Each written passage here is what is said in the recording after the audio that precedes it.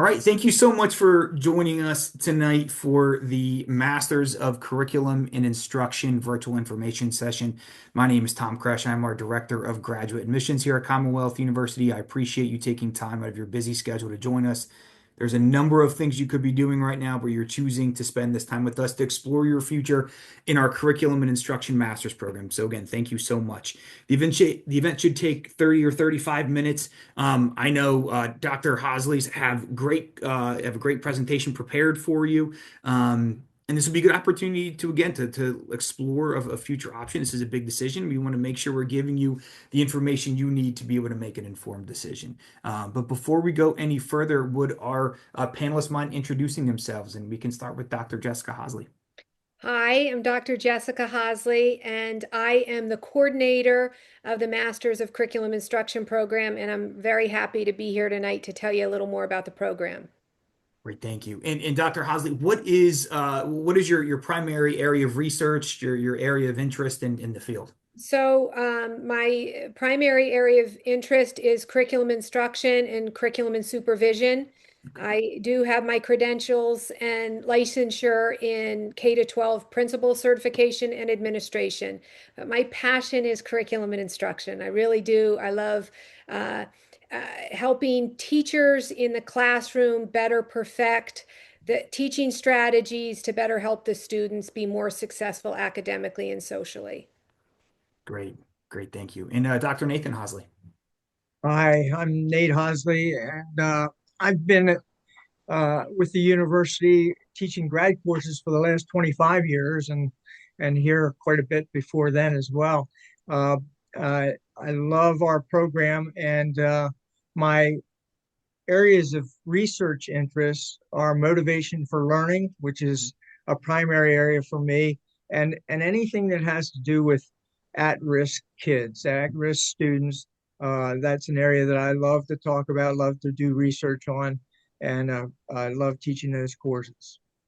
And Dr. Hosley, you also oversee the alternative education track, which I know is a really popular track for us, and frankly, one of the ones that puts us on the map and was awarded a great accolade this year that we'll talk a little bit about later on.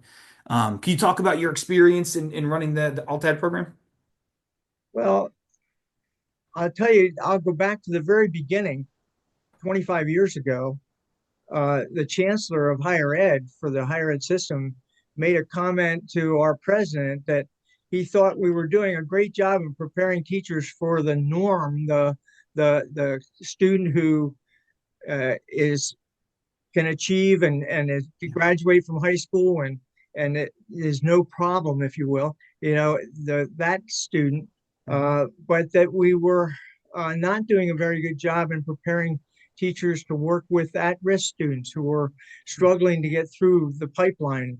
And so he asked our president if we would create a program to better meet the needs of at-risk students. And so we started that 25 years ago, and Dr. Jessica and I wrote the program, and we've been teaching in it ever since. The rest is history. The Yeah. rest is history. And then we are joined by one of our current students in the program, Kimberly. Would you mind introducing yourself? Yeah, so hi everyone. My name's Kim. I'm actually one of the graduate assistants here in the admissions office. A little bit about me. I'm originally from Long Island, New York. I came here in 2021 as a freshman. 4 years later, I got my degree in mid-level social studies education with a minor in American Sign Language. I decided I liked it here so much that I might as well stay. So now I'm getting my master's in curriculum and instruction with my concentration in English language learners, and I'll be done with that this semester. So. Yep. And yeah, Kim has been a great addition to our office, and I know your goal is to go back to Long Island, but you've been a mainstay here, and we're definitely going to miss you. But we can go ahead and kick off the presentation here. But I know one of the biggest questions we always get is, well, why would I want to do the master's in curriculum and instruction? We're going to have students that are going to spend a lot of time, put in a lot of effort to be able to complete this program at its most basic element. Why would someone want to do this degree? So, and the slides will kind of, as we progress, we'll explain this more. But one of the things that when I meet with students, that is the question: what is this the right program for me? If you are looking to better perfect your teaching skills in curriculum, instruction, assessment, if you want to help design curriculum within your school, be a leader within your school in curriculum and instruction, and be at a very high level, a master's level in doing it, this is a 30 credit program, and I think it's a good fit for anyone that wants to advance their skills, knowledge, and dispositions in curriculum instruction and assessment and applying that information within the classroom. Yeah, this is a good investment in your future teaching career, in addition to what you were saying, Dr. Hosley, but I think those are great points. And for anyone where this may be their first time learning about the program, could you give us an overview from 10,000 feet? Okay, so just a brief overview, and I think we'll even, if we can, push the article or the acknowledgement that this was ranked the #1 program in PA, the master's degree in curriculum instruction, the alternative ed track. So we're really proud of that. There were a lot of schools on the list that you can look at in the ranking. So we feel very proud as a team. It was a team effort. And from faculty to Tom, who's on here now, Kimberly, a student in the program, it was a team effort. So we are very excited about it. And it shows us that what we're doing is a good fit for students out there. So another reason to do this is if you are a teacher, you will be required to earn your 24 required credits. Pennsylvania Department of Ed requires 24 additional credits to receive your level 2 certification, as many of you know. And so you take 2 more classes, 6 credits, and you have your master's degree. So not only will you have reach your the fulfillment for Pennsylvania Department of Ed, but then you receive your master's degree and will move up in a pay increase within your district. Also, as I had said in the beginning, it really does enhance your knowledge and skills and moves you forward to being a master teacher, not only in your classroom with your students, but a leader within your school in terms of curriculum and instruction. So one of the things that many of the students that we're working with that are my advisees, they'll be in their curriculum instruction program and they'll come to me and say, my principal came to me and said, okay, you're getting your master's degree in curriculum instruction. I need you to sit on this committee. Help us look at the ELA curriculum and tell us what we need to do. Or can you look at the math and help us look at the data from that and how we can better meet the needs of the students in the school. So, the principals or administrators see you as being a leader and that degree really helping you move into, if you so choose, into other areas within the school, not just a teacher in the classroom, but helping develop and implement curriculum. Also, we'll talk about the different pathways, tracks, concentrations within the program. And depending on which pathway you choose, you meet with your advisor and we put this pathway together for you, and you can move forward in an area that you feel you want to be an expert in and that's of interest to you. Yeah, this is a program that it seems like will make you an expert in your field, which honestly probably gives you confidence. That's It's probably correct. tough, going into the field. It's tough going into the classroom, and you'll probably be more confident knowing that you've got these skills, you've acquired this knowledge, and you'll be able to move forward more, again, more confidently. Um, but thank you for that. And then the course delivery, and I know that the program is delivered online. Could you walk us through what the delivery method is like and what it's like learning in this environment? Yeah, well, going to the last point first, I think we use Brightspace as our platform for the courses. Uh, Most of the courses are, uh, as you note here, there's actually depends on the track. All of it is online. Some of it is synchronous and some of it is asynchronous. For example, our core courses, there's kind of a variety there. We have four core courses, and two of those are almost always synchronous courses. And the other two, you often have an option to take it asynchronous or synchronously. So, and then in the alternative ed track, you have entirely the whole track is asynchronous, which a lot of people like because they're busy and they like to take the courses when they can take the courses rather than have a fixed time where they can have to meet. In other tracks, there's a mix, where you'll, for example, the social emotional behavioral endorsement track. I know that there's an internship involved. That's a face-to-face kind of uh, course, and then that there are a number of courses in that track that meet in a synchronous fashion. Within the curriculum instruction program, uh, almost, well, I'm going to say a majority of the courses and all of the core courses meet from 5 to 8 p.m., 5 to 7 p.m. On Monday through Thursday. So that's pretty much it. Now we use Brightspace, which is a great course platform in terms of delivery of the courses. And we have, each of us has expertise. A couple of us went through a Quality Matters program that is all about online delivery and online course design. So one of the things you'll find in our courses, they're all laid out in a way that makes sense. It's easy to follow for you. Yeah, and I agree. Yeah, that the bright space is that's kind of like the common workspace between faculty and current students, and it is very, very easy to use. Kim, do you mind offering your perspective here on what it's like being a student in the program? You're a Bloomsburg undergrad, so your courses have primarily been delivered, in person, on campus. What has it been like learning in an online environment, whether the courses were synchronous or asynchronous? Can you talk about your experience? Yeah, I think it's been very flexible, which I've enjoyed.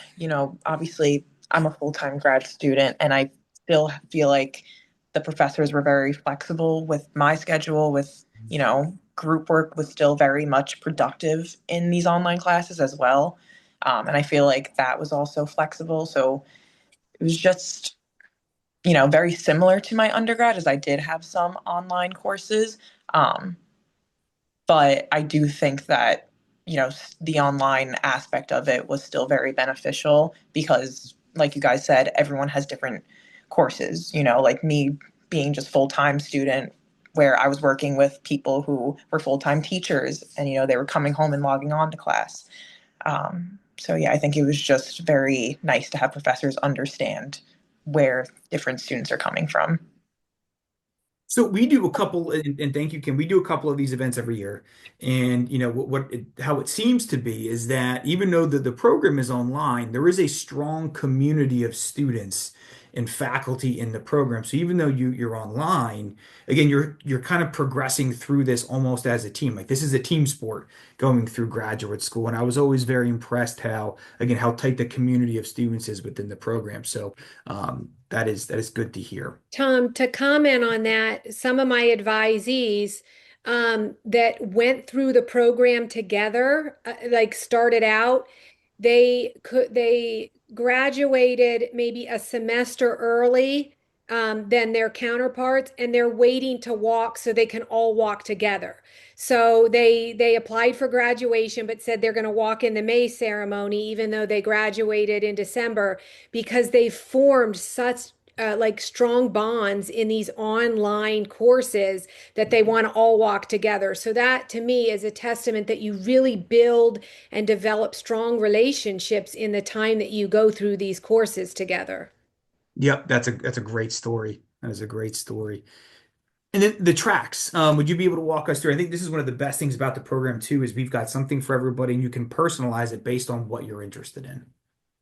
Yes, we have six tracks in the curriculum instruction program, and we talked a little bit about alternative education. And I want to highlight that since it was chosen as the best program in 2026 across the Commonwealth for M.Ed. programs. We know from student feedback that the reason it's so popular is that one of the things we pride ourselves in the curriculum instruction program is making assignments and making discussions relevant to your professional practice.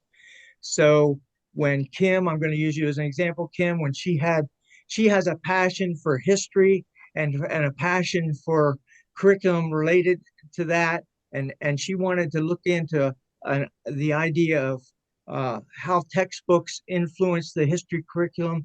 When she did, you could tell when I was reading her work, you could tell her the passion that she had for that particular topic at that time. Uh, but that's typical for us. One of the things we like to do is have structure our assignments in a way that you can really delve into your interest area, your professional area of future interest. If you have an interest area, like we have people that uh, will take the curriculum idea. I had a gentleman just recently who wanted to. He's puzzled by this situation in their district where they had a lot of elementary students who didn't have the number skills that they needed to really get started in math. And he wanted to know why that was happening. And so he took off with his research project in that direction. He looked at all the various curriculum that were available and so forth and so on. And I could go on and on about it, but the focus is largely to make assignments, make discussions professionally relevant for you. A second reason that the track is really attractive to people is that everyone is working with at-risk students nowadays in schools. It's just part of what we're doing. Whether you're a teacher, you're a counselor, you're an administrator, you're working with at-risk students day in and day out. So whether the issues absenteeism or motivation for learning, poverty, whatever the issue might be, it touches all of us as education professionals. And that has made the alternative ed track popular as well. And there are a lot of people who just really want to take that interest and research it more, make it relevant in terms of the curriculum that they're using, the instructional, differentiating instruction, and so forth and so on. One of the things, a third thing is that, and these are probably true for most of the tracks. I just happen to teach in the alternative ed track, so I can speak more to that. But we like to introduce theory, have students master that theory, and then apply it to their practice. So, for example, if the choice theory and self-determination are two theories that have to do with behavior, well, and how we behave and how students behave. What we like to do is introduce what those theories are, but then we like to take that next step, take you from understanding the theory to knowing how you can effectively use those theories in your classroom and working with your students. So that kind of application step is really important in our master's program. It's not about doing a paper and throwing it in the waste can after you've gotten your grade. It's about really learning the stuff so that you can take it back the next week and and apply it in your school setting. So every course that we have has those elements: theory to practice, immediate relevance to your work, and adapting concepts to all students, including at-risk students. So that's kind of the alt ed track. There's, as we mentioned, there's four core courses, and those core courses are they have a separate slide. Yeah, before we get to that slide, I'll go into the social, emotional, and behavior Good. wellness endorsement. That comes out of the special ed department. And those courses, there's a sequence of those courses that you take that human growth and development, trauma-informed practices in the classroom, and there's a special intern. There's a special ed internship where they work with you. And at the end of that, you can get an PDE endorsement if you complete that sequence. And it really helps you to work with kids that, have social and emotional and behavioral struggles and how to best help them with those. And there's a sequence of those courses. And I'm going to skip to the e-learning instructional game design certificate and the interest base, and then come back to the English as second language certificate because Kim is in that. And I think she would really do a good job in that. So briefly, the e-learning specialist certificate that comes out of Bloomsburg, in that if you complete a number of courses in that you get a certificate for that. So it's not a PDE certificate or an endorsement. It's a certificate from the department. And there's courses like gaming design, instructional design, online course design. So if you really have a passion for online learning, and we had a teacher that was a computer teacher that was really interested in that certificate and moving in that pathway. The instructional game design certificate, that's another, if it's an area of interest, there's also that track or pathway that you can get. And that you also, it's not a certificate, a PDE certificate, it's a certificate that you'll get from the department at Bloomsburg that works with students in that pathway. And then we have an interest-based track, and that interest-based track, you can work with your advisor. If you look at all these tracks and you're like, none of those really fit, which I don't think I've had anyone say that yet, you can work on looking at some other courses and seeing if there's another interest area. So those are the tracks. I want to go up to the English as second language certificate and go to Kim because she's actually completing that and will be graduating with that area of interest. Yeah, so with the ESL cert, I believe I've taken either 5 or 6 courses just primarily focused on that. And I know as an education major during my undergrad, I did have to take some of those courses as well. And they're very similar, but I think with my master's, they are really just very specific. And obviously, with the curriculum and instruction program, you're really learning about differentiation in your classroom already. But with the ESL cert, it is truly diving into every aspect, family values, cultural values within your students. Um, and I think for me, this was probably the best track, just always being interested in languages. And then during student teaching, I had one student who only spoke Spanish. My co op didn't speak Spanish. The translator had actually just quit. And on one of my first days, I went up to her and I started speaking Spanish. And just the look on her face was genuinely like the most rewarding feeling. So from then on, I was just like, yeah, like if I have the option to get this as my certificate, as my concentration, 100%. And I think that I am very much prepared to go back and work with learners like that. Yeah, that's a great anecdote, Kim. And again, it illustrates the impact, the difference you're making too. So that's awesome. Now, Kim, you talked a little bit about this. You had a lot of options. Was there anything else that went into your decision to go for the ESL cert versus one of the different ones? Because there may be other people looking at this being like, man, there are 3 or 4 other options that sound great here. How do I pick?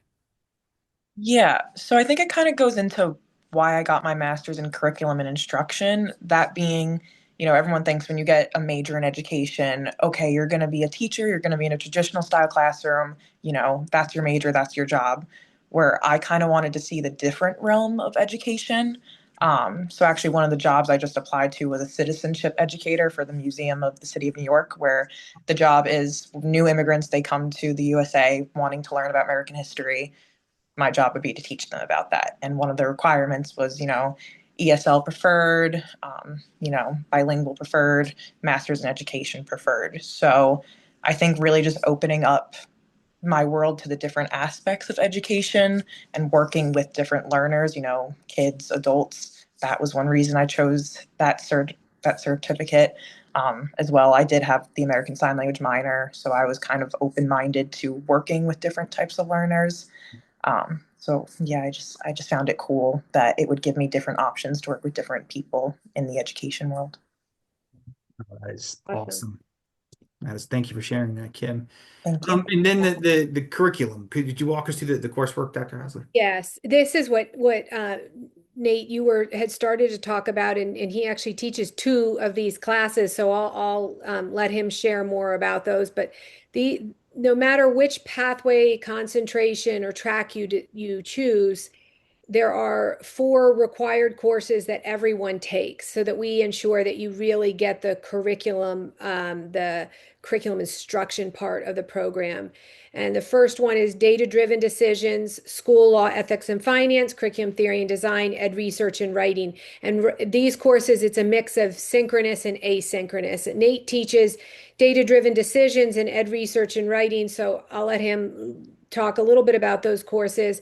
But then after you would take those core courses, then you have your 12 to 15 credits. And then it's a total of 18. So then you get an elective credit. So it just fits nicely in a sequence after you put together your plan with your advisor. And before I start with the data-driven decisions and ed research and writing, uh, I just want to mention some of those titles look daunting. I mean, they look like a little overwhelming. And one of those that really looks that way is school law, ethics, and finance.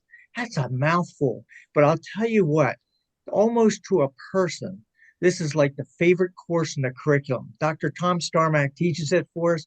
He's our chair or department chair, and it's amazing what he does for that course and what students say about how much they love that course. And I just wanted to say that about it.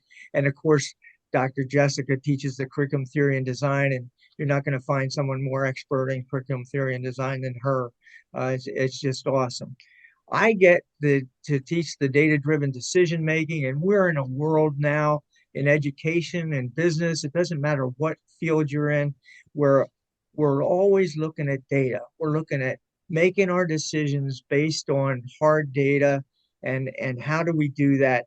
What is this? And in this case for PDE, what does PDE expect in terms of data? What how and how that drives our decision making. Uh, what are the expectations of the school district you're in?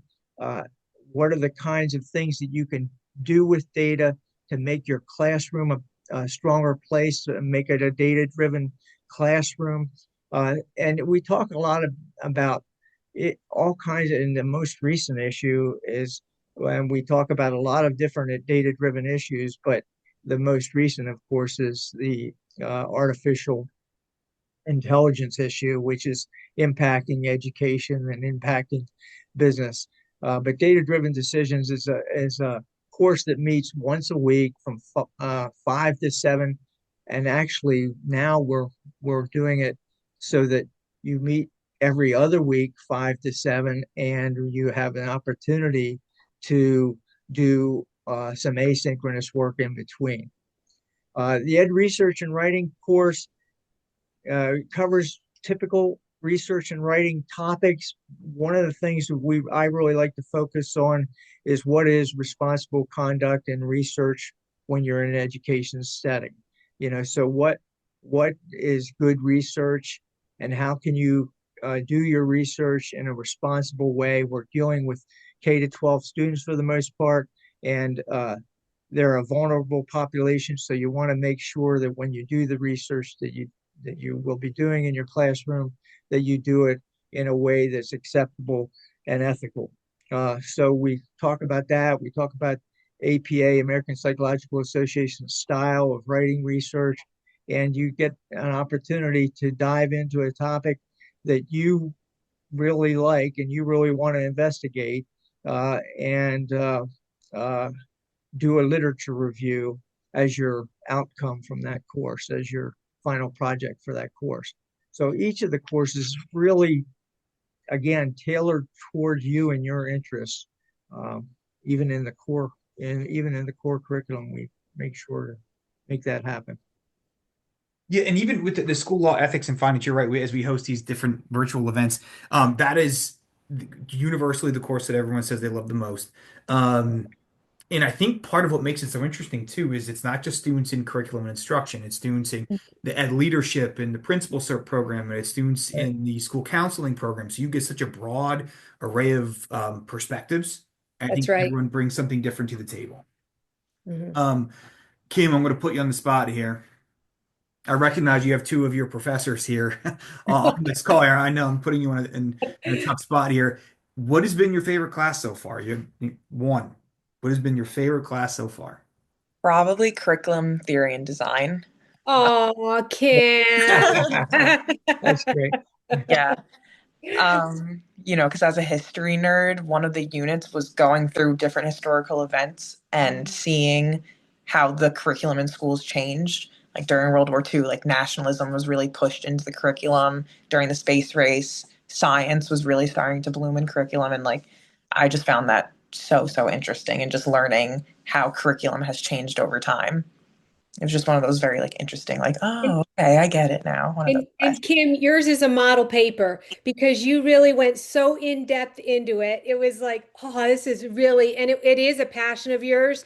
And you just wrote so eloquently throughout, and you could just tell your love for curriculum and history. So, it's absolutely awesome. Thank So, you.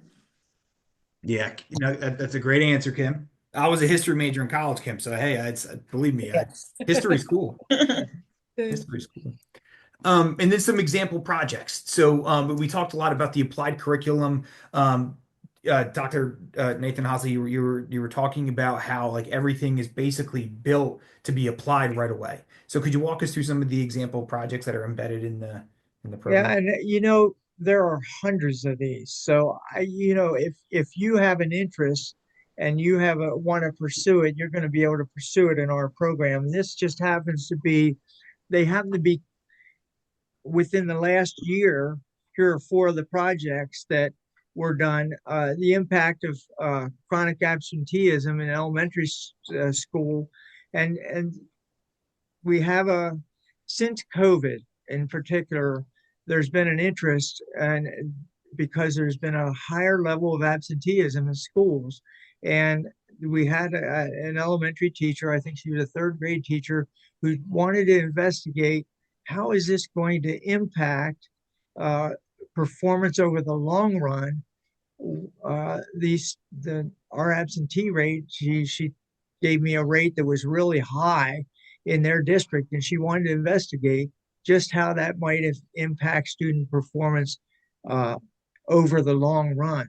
Certainly in the elementary years during the years that they were being absent, but also how that would impact, as you know, we build from year to year to year in education. And so chronic absenteeism in third and fourth grade is going to impact performance in fifth, sixth, and seventh grade. So she really wanted to investigate that. And there was another student who really wanted to take a look at what instruments she might be able to design to measure self-efficacy.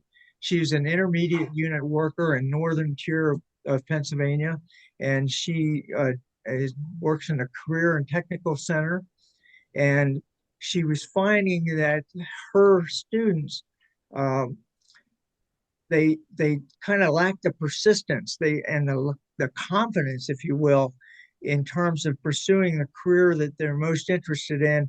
And she was wondering what was happening there, and we began to talk about this construct called self-efficacy, which is your belief in your ability to do the things you need to do to get to the end goal. And so she wanted to be able to, before kids got deep into their career and technical curriculum, she wanted to be able to use this self-efficacy instrument to see which kids had their confidence in their abilities to achieve and which ones didn't, and then be able to intervene with the students that had lower self-efficacy. She's also taken this on to her doctoral work as a research interest. Uh, a real popular area is parent engagement and student success, and whether or not uh, the two really correlate statistically. And each time this research project has been done over the past however many years now, that teachers are pleasantly surprised to find that if they target their efforts uh, and are specific in terms of their making it two-way communication with parents and not just having a program night and have people show up, but actually look at individual family situations and target for that situation that the parental engagement, the family engagement is having a huge impact on their student success. So we've had that study replicated a number of times at this point, and good results from that. And then I mentioned the early childhood math readiness before, but really we've had, whether it's reading curriculum, literacy curriculum studies, uh, PBIS, the positive behavior systems that schools are using now. A lot of people are interested in whether or not the impact of PBIS is what they had hoped it would be. So they're doing studies on that. But really, it comes down to your own professional interests and what you wanted to investigate. And uh, I would say that the research, most students have really been enjoying the freedom to go out on their own and kind of asynchronously do a lot of their own research with me in the background so that they can turn to me for a Zoom meeting and say, I'm not finding references on this or that. And, I can coach them in a direction to help them find what they need to find. But it's really self-initiated projects, and they really enjoy that. Great. Yeah, these sound like outstanding research projects too. And these are ones it's easy to see why these would be so helpful to have and so impactful as you're going through the research. And again, just some additional high impact practices.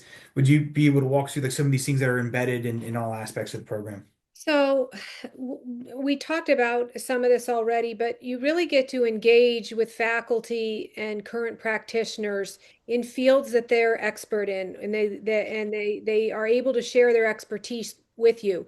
But not only the professors that are teaching the courses, but like Tom had said earlier, also with the students you're working with. We have students from very different and diverse backgrounds in terms of where they're working, the field is that they're in. So when you're in small groups or you're working on projects, you get to learn not only from your professors but your peers as well.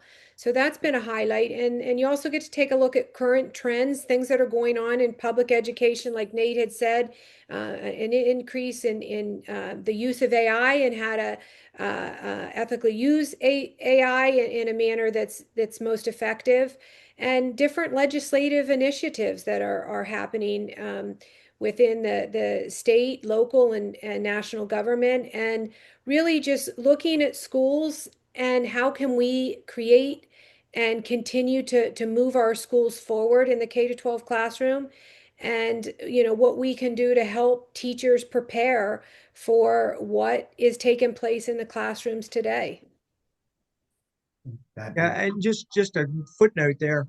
The legislative initiatives can be anything from as complex as the issue of charter schools and online charter cyber schools and what's going on in legislation there to more simple things like or more pertinent, I should say, things to most school districts like cell phone policies in the school. yeah.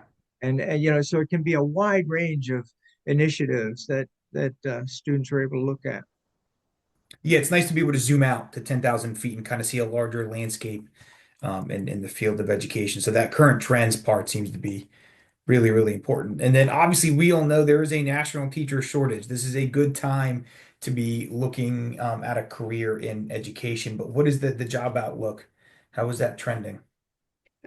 So like you said, there is a shortage of teachers. So this is the time to be in this field.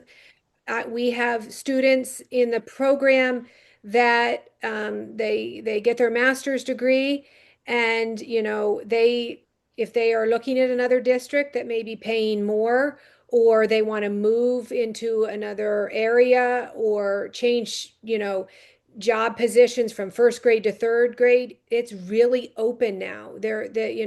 I meet with students all the time that say, I'm looking at this job here. What do you think about this? Or, I've been offered this job and can maybe make the move, where that wasn't like that, a few years ago. So I see that, and there's a number of retirements. I will tell you, writing letters of recommendation because students graduate or finish and they're moving on because teachers are retiring. And they also, one of the things I've noticed is that you have the opportunity once you get your master's degree to kind of move up if you want to, depending on the credentials that you have, depending on the route that you take.